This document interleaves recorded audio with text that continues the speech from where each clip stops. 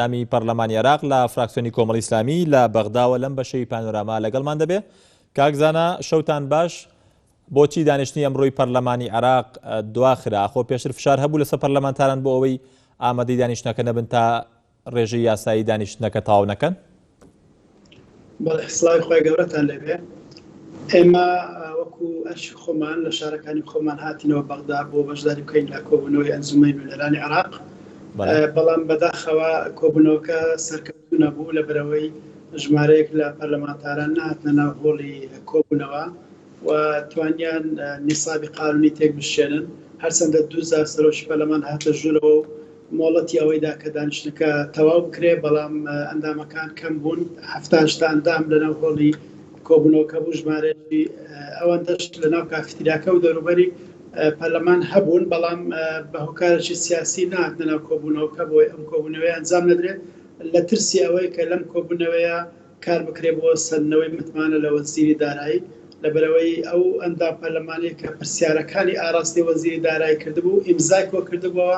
کە بخرێتە بەرنامەیەکە لە ئەمڕۆدا، بەڵام کۆبوونەوەکە بەداخەوە سەرکەوتوو نەبوو و پەرلەمانتاران بڵاویان لێ کرد. چەند ئیمزا کۆکراوەتەوە لەلایەن هەیسەم جبوری ئەو پەرلەمانتارەی کە بانگهێشتی هۆشیارزێباری کرد لەسەر پرسیارەکانی ئەم پەرلەمان بانگهێشتی هۆشیارزێباری کرد؟ بخۆی پێویستی بە ژمارەی زگار زۆر نییە، بەڵام زیاتر لە 50 ئیمزای کۆ کردبووە بۆ ئەوی بخرێتە ناو بەرنامەی کار. هەر داواکاریەک ئەگەر ژمارەیەک پەرلەمانتار ئیمزای کۆ کردەوە کەوتە بەردەستی سەرۆکایەتی پەرلەمان داوایان کرد بڕگەیەک زیاد بکرێت لە بەرنامەی کار، ئەم پرۆسێ دەخرێتە دەنگدان. ئەگەر ئەندامانی پەرلەمان قبولیان کرد بڕگەیەک لە بەرنامەی کار زیاد دەکرێت، ئەگەر 30 ڕۆژی پێشوو بەرنامەی کاردادرێ، بەڵام بەم شێوە دەتوانێت بڕگەیەک زیاد بکرێت. هەروەکو لە 2 هەفتەی پێشووتر ئەم بڕگەیە زیاد کرات بۆ قەناعەت هەبوون و قەناعەت نەبوون بە وەڵامەکانی بەڕێز و شارزێباری. بەم شێوەش ئامادەکرا ئەم پرۆسێ جێبەجێ بکرێت، بەڵام کە کۆبوونەوەکە نەکرا بێگومان ئەمەش دوا دەکەوێت بۆ کاتی خۆی. بەڵێ ئەم بابەتە زۆر مشتومڕی بەدوای خۆی داهێناوە. پرسی سەرنەوەی متمانە لە وەزیری دای عێراق هۆشیارزەباری بەتایبەت کە کوردە. تاکو ئێستا لایەنە کوردەکان ئێوە و فراکسیۆنی کۆمەڵی ئیسلامی هەڵوێستان چییە لە دوای دانیشتنی دوای دواخستنی دانیشتنەکە بۆ ڕۆژی پێنجشەممە؟ ئێمە پێش ئیسیجوابەکەی ڕامانگات زۆربەی پەرلەمانتەرە کوردەکان ڕایانگەیان وتیان ئەم لێپرسینەوەیە تەماشا دەکەین، ئەگەر بە ئامانزگرتنێکی سیاسی بوو یان نەتەوایەتی بوو هەمومان پشتیوانی لە وەزیرە کوردەکە ئەەکەین، بەڵام ئەگەر بابەتێکی تەواو پیشەیی بوو و پرسیارەکان پرسیاری واقعی بوون ئەوە ئێمەش بەرگری ناکەین لە کەم کوڕەکانی هیچ کەسێک. دوای ئەوەی کە کۆبوونەوەکە کرا پرسیار و وەڵامەکانمان بیست، هەستمان کرد کە ئەم لێپرسینەوەی نە سیاسیە و نە ئیستێدافێکی نەتەوەیە و مەسئلێکی تەواوەتەوە پەیوەندە بە کاروباری وەزارەتەکەی و کەم کوڕەکانی خۆی. بۆیە ئێمە بڕیارماندا هەر کەس لە لای خۆیەوە چی قەنەعاتی پێ هەبوو بەم شێوەیە هەڵوێز بنوێنێ. ئەو بە زۆربەی پەرلەمانتارە کوردەکان لە کۆبوونەوەی پێشووتر ڕایانگەیان کە قەنەعەتیان بە وەڵامەکانی جەنابی وەزیری دارایی نییە، لەبەرەوەی کۆمەڵێک بەڵگەنامە خرار و وەڵامەکان بە کورتی درایەوە نەمانزانیت ئەم زانیارێنە ئایا تەواو دروستە یان گومانی لەسەر هەیە. واتە وەڵامەکانی جەنابی وەزیر بە کورتی بوو، زۆر ڕوون نەبوو،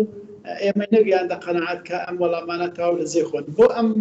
مەسئلەیەش بۆ مەسەلەی متمانە سەرنەوە نەسەرنەوە بە هەمان شێوە فراکسیۆنەکان هیچ موقفێکی سیاسیان وەرنەگرتووە، بەڵکو ئەندامانی خۆیان ئازاد کردووە. هەر ئەندام پەرلەمانێک چۆنی پێ باشە قەنەعەتی خۆی وجدانی خۆی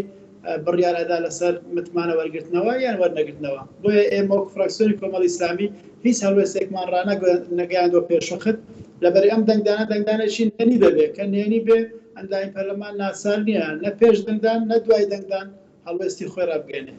بەڵام ئێوە خۆتان قەنەعەتان بە وەڵامەکانی هۆشیارزێباری نەبوو وایە؟ بەڵێ هیچ قەنەعەتمان بە وەڵامەکان نەبوو، بەشێک لە وەڵامەکانی بێگومان نەکەن هەمووی، نیوەی زیاتی وەڵامەکانی لەلای ئێمە تا ئێستاش جێگای پرسیارن. ئەو بەڕێزیان نەهات هیچ کۆبوونێک بکات لەگەڵ فراکسیۆن کوردستانیەکان بێت ڕوونکردنەوەی زیاتر بدا قەنەعەتمان پێ بێت.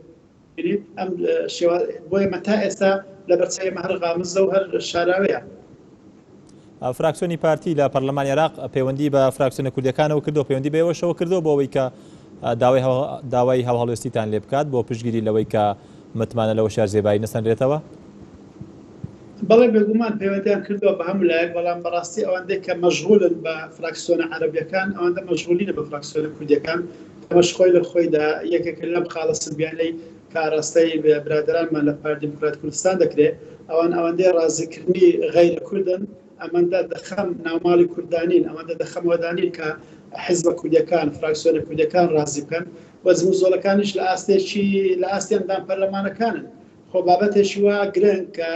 وا لە بەڕێسەرۆکی وەزیرانی هەرێم بکە بێتە بەغدا و سەردانی هەموو حیزبە عەرەبیەکان بکە ئەوەندەشی دەویست کە شاندێکیش لە هەرێمی کوردستان سەردانی هەموو حیزبەکانی کوردستان بکات و لەگەر مەکتەب سیاسیەکان کۆ بێتەوە و گفتوگویەک لەسەر ئەم بابەتە بکات بەڵام بێباچی و بێمنەتی برادرانی پارتی دموکرات کوردستان لەلایەنە کوردیەکان ئەوە ئەنجامەکەیەتی یەکەمین زەرەری کورد لە پەرتەوازەیی خۆیان ئەم مەسلەی بەڕێز وشار زێباری بوو و ئەگە هەر بەم شێوە بینین بێگومان زەرەری تریش ڕەنگە لە بەڵامەوانیش ئێوە تۆمەتبار دەکەن ئێوە لایەنەکانی دیکە تۆمەتبار دەکەن بۆی کە ئێوەش کار ناکەن بۆ پاراستنی یەکڕیزیە بۆ نمونە لەم پرسەدا لانی کەم پشتگیری هەڵوێستی پارتیتان بکردایە باوەڕ ناکەم کەس کۆمەڵی ئیسلامی تاوانبار بکەوە کە یەکڕێزی کوردی تێکدابێ ئەوەی کە تاوان یعنی زیاتر پەنجەی بۆ درێژ دەکرێت لە هەرێمی کوردستان لە بەغداش زیاتر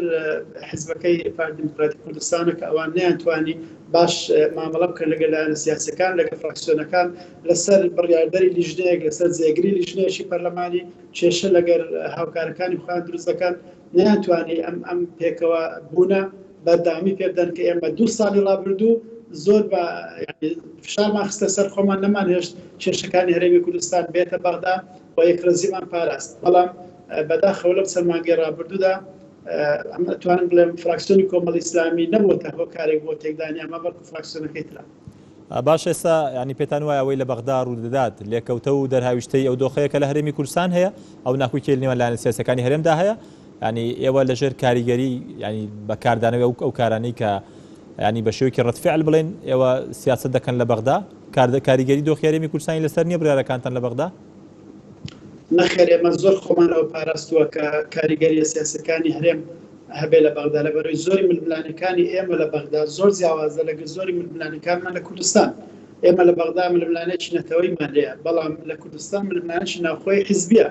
بۆیە ئەمە زۆر فشارمان خستۆتە سەر خۆمان کە بە هیچ شێوەیەک نەهێڵین ئەم کاریگەریان هەبێ لە بابەتی بەڕێز وشار زێباری وەزیری دارایش ئەویش هەرکاردانەوە نییە بەڵکو ئەمە وەکو گوتم قەنەعەت نەبوونە بە وەڵامەکانی بەڕێزیان و بێباشی بەڕێزیانە لەگەر تەعاملکردن لەگەڵ فراکسیۆنە کوردستانیەکان ئەو بەڕێزدا 2 ساڵە وەزیرە لە عێراق هەتا ئێستا نەماندیتوە کۆبوونەوەشی نەکردووە لەگەر پەرلەمانتارەکان ڕۆژێک بانگمان کاتڕوونکردنەوەیەکمان پێ بدات تەنانەت هەندێک زاوەڵامی تەلەفۆنەکانی شو پێویست نەدراوەتەوە بۆیە گلەی لەسەرە لەو ڕۆوە مامەڵەی ناتەندروستی خۆی وای کردووە کە ئێستا ئێمە نەتوانین بەرگری لەو کەم کوڕیانە بکەین کە هاتوۆتە سەری و ئەویش نهاتووە ڕوونکردنەوەی تاوامان بداتێت لە کۆبوونەوەیەکی جیا بۆ بمانگەێنێتە قەنەعەت بەڵێ باشە ئێستا بڕیارە ڕۆژی پێنجشەمە دانیشتنەکە بکرێت بڕیار وایە بخرێتە ناو دانیشتنی ناو کارنامەی دانیشتنەکەەوە لە پەرلەمانی عێراق ئەوەندەی ئاگادار بنێەوە من گومانم لە ڕۆژ پێنجشەمەش ڕێژەی یاسایی تەواو بێ لە بەرەوەی ژمارەشی پەرلەمانتار لە دەروەی وڵاتن بەهۆی حەزکردن یا بەهۆی هەندێک دەورە و ئیفادە لە بەدەستیانە و لەبەر نزیکبوونەوەی جژنی قوربانیش بەشێک لە پەرلەمانتاران لە شارەکانیان نهاتینەوە و ئەم ڕۆژ کە ڕێژەی یاسایی پێک نەهات ژمارەیەشتر لە پەرلەمانتارەکان هەستمان دەگەڕان و شارەکانی خۆیان بۆیە من گومانم ێکە ڕۆژی پێنجشەمە بتوانین ڕێژەی یاسایی پێک بینین بۆ کۆبوونەوەکە ئەگەر ڕێژەی یاسایی هەبوو دەکەوێتە دوای جەژن بابەتە بەرباس و خواست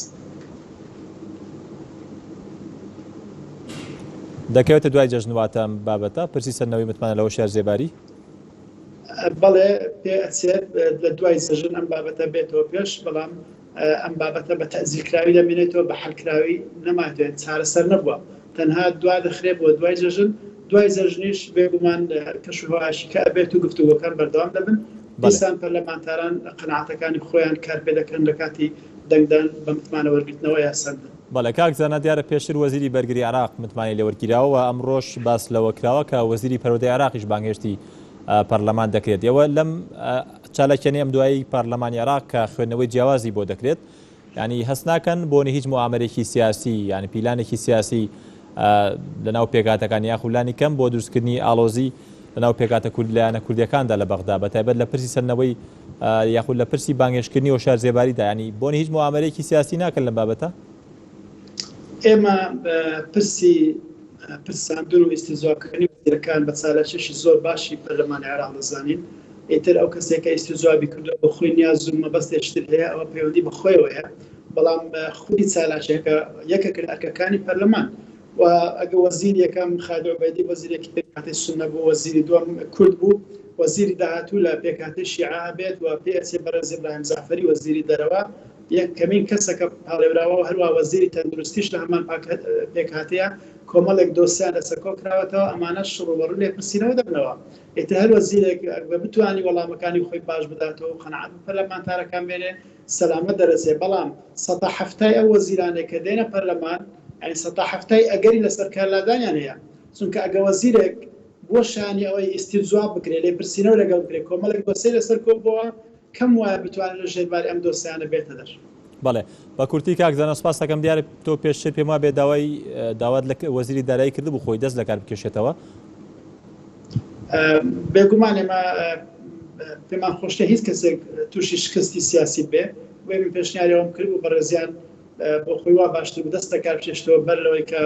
پەرلەمان متمانە لێ بسەنێتەوە و من دەمەیە کۆمنت لەسەر قسەکەی حەیدەر عەبادی بڵێم کە داوای لە پەرلەمان کردووە ئەبێ دەنگدان لە مەسەلەی ئیستیزواب بە ئاشکرا بێ ئەمە تەدەخولە لە کاروباری پەرلەمان بگرت دەبێت لە مەسەلەی ئیستیزواب دەنگدان بەنهێنی بێ بۆی هیچ ئەندام پەرلەمانێک لەژێر فشار و ئیحرازکردندا ئەم داوایەت کاکزانە لەوە هات کە ینی متمانە سەرنەوە لەوە شارزێباری پێت وایە بۆ بە شتێکی حتمی زۆر بە کورتی سپاس دەکەم من پێم وایە بەڕێز حەیدەر عەبادی نایەوێ وەزیرەکانی لە ئیستیزواب تووشی متمانە لێسەندنەوە بن ئەوێ بمینەوە بۆیە ئەم داوای کردو. بەڵێ سپاس زانە ڕۆستایی ئەندامی فراکسیۆنی کۆمەڵ لە پەرلەمانی عێراق ڕاستەوخۆ لە بەغداوە لەگەڵمان بووی.